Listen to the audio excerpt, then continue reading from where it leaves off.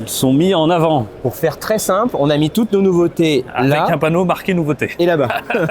Très bien. La KLE, qui était pour le coup, j'avais fait un parallèle entre l'ancienne version et la nouvelle. Ouais. Alors on va avoir les allez-y, Z900 je vous laisse RS. faire. Hop, on suit. Z900 RS, parce qu'il y avait eu un Roadster. Là, Z900 tout court qui est là. voilà. Et là, celle-ci, cette version-là, c'est un peu... RS comme rétro sport. Très bien. Avec Duolins.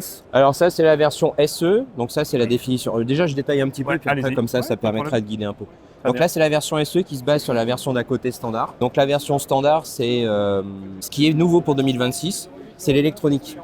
Avant c'était une moto qui était un petit peu dénuée d'électronique et on a gardé l'esthétique qui est très jolie. On a rajouté tout le package électronique de la Z900 moderne avec régulateur de vitesse, Centrale inertielle. centrale inertielle, les modes de puissance, le contrôle de motricité. Le Ei Kawasaki aussi. Oui aussi, ouais ça y va.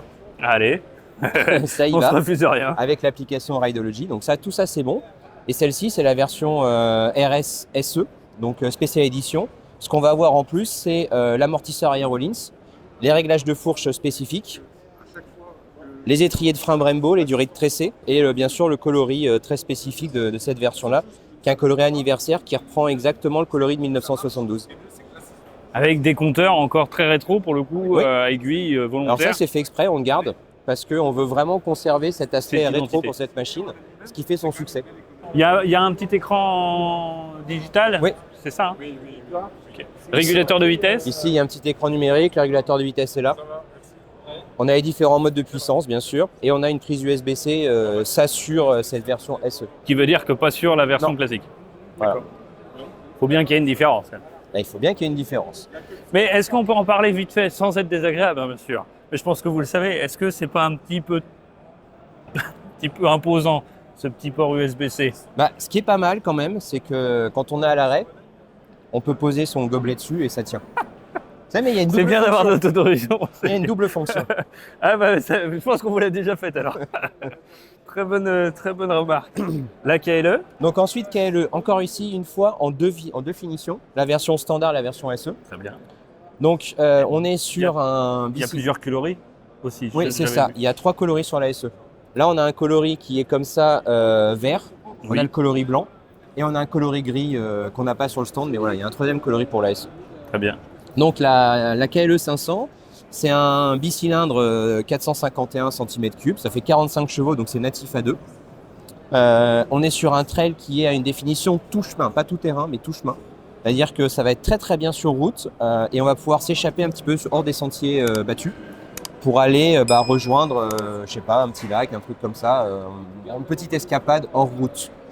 Elle a été essayée là juste la semaine dernière par la presse et les premiers essais qui sortent sont vraiment très très bien sur la moto. Donc, elle est bien née, les pneus sont bien, tout va bien, il y a suffisamment de garde au sol, tout c'est très très bien.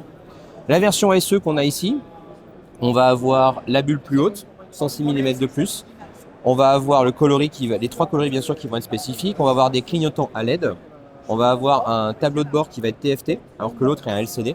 Et on va avoir le sabot qui va être plus enveloppant, pour mieux protéger en dehors des sentiers battus. Pas trop d'électronique, pas de régulateur Alors de vitesse. justement, c'est pas pour la l'électronique, on a fait super simple. Il n'y a pas tout ça.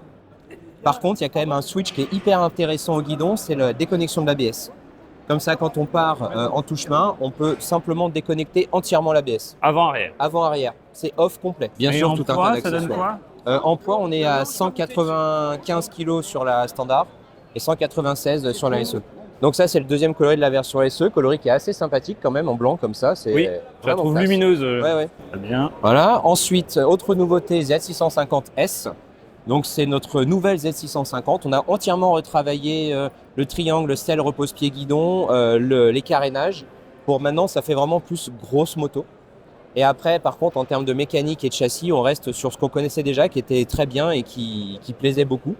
Avec, là-dessus, on est sur un bicylindre 650 cm3 qui va faire 69 chevaux en full et qui est bridable en A2 en 47,5. Vous restez. Je sais que c'est vraiment des motos qui sont très destinées au A2 en permis Oui. et qui aussi après sont achetées pour garder la moto qu'on a utilisée sur le permis. Oui. Est-ce que c'est toujours d'actualité? Est-ce que vous savez si vous êtes numéro 1 des marques qui sont chez les moto-écoles ou comment on a ces chiffres-là? On les a pas? Non, ça, on les a pas forcément. Ce qu'on a, c'est à peu près les professionnels de l'automobile, Oui. de la moto, pardon, qui vont utiliser et très largement devant en moto-école, ça va être Honda.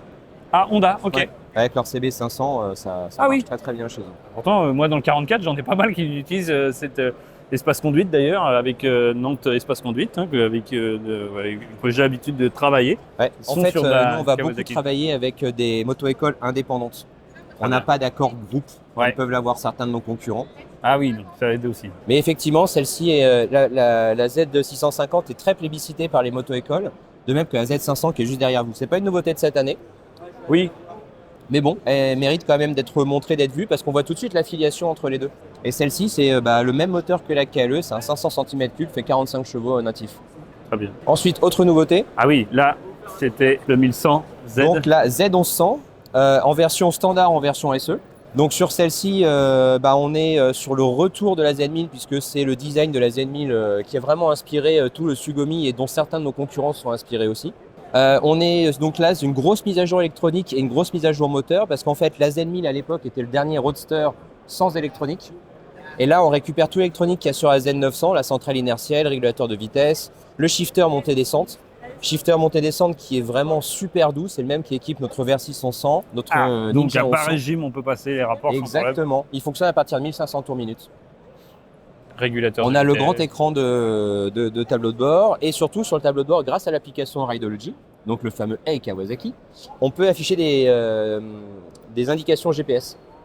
Alors c'est pas une carte, mais au moins c'est plutôt type roadbook, donc avec les flèches pour dire faut tourner D'accord. dans X centaines de mètres. Voilà. Donc la version standard, la version SE, c'est un petit peu comme la Z900 RS, c'est-à-dire l'amortisseur arrière Rollins, le freinage Brembo à l'avant, les durites de frein, et bien sûr la jolie prise USB-C, Qui fait votre marque de fabrique. qui fait le succès de cette moto. Bah oui. De la marque même. Très bien. Et après, on a La ZX10. C'est une nouveauté? Pense à t'abonner, c'est hyper important, ça me permet d'avoir de la crédibilité vis-à-vis des marques et de vous proposer davantage d'essais routiers tout au long de l'année. Et je compte sur toi.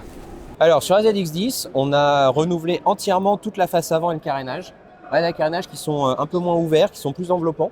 Et surtout, on a ces gros ailerons qui apparaissent, qui apportent une vraie force aérodynamique.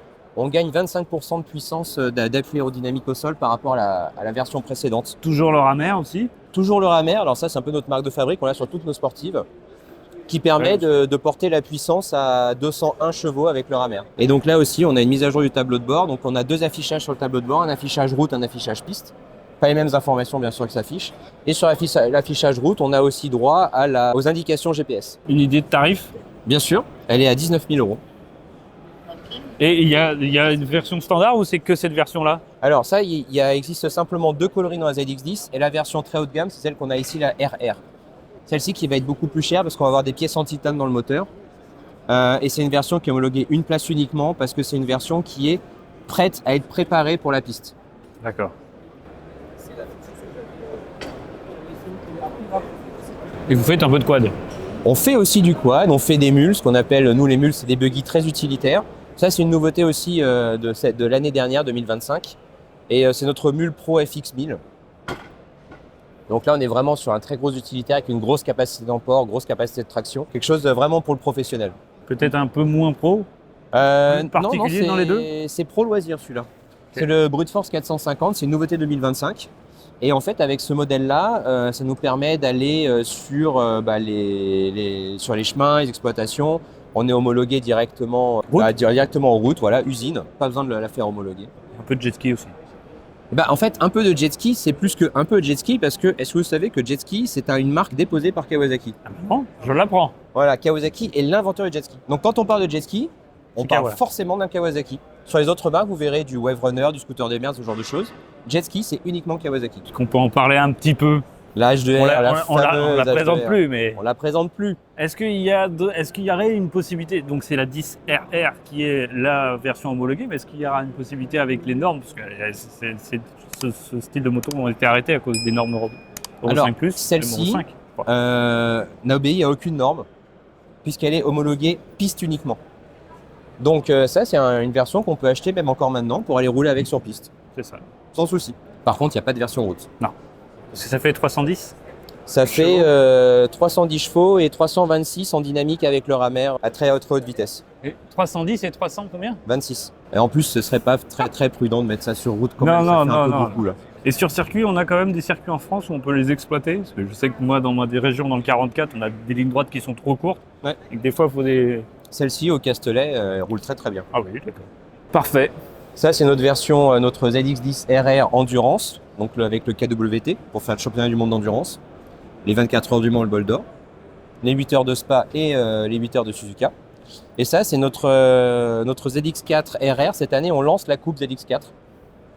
Donc, c'est associé au Promo Sport. Et voilà, c'est une petite formule de promotion pour rouler avec une petite moto très sympathique. Ça fait 80 chevaux sur un 400 cm3 4 cylindres qui va prendre plus de 16 000 tours minute. Ah oui. C'est génial à rouler.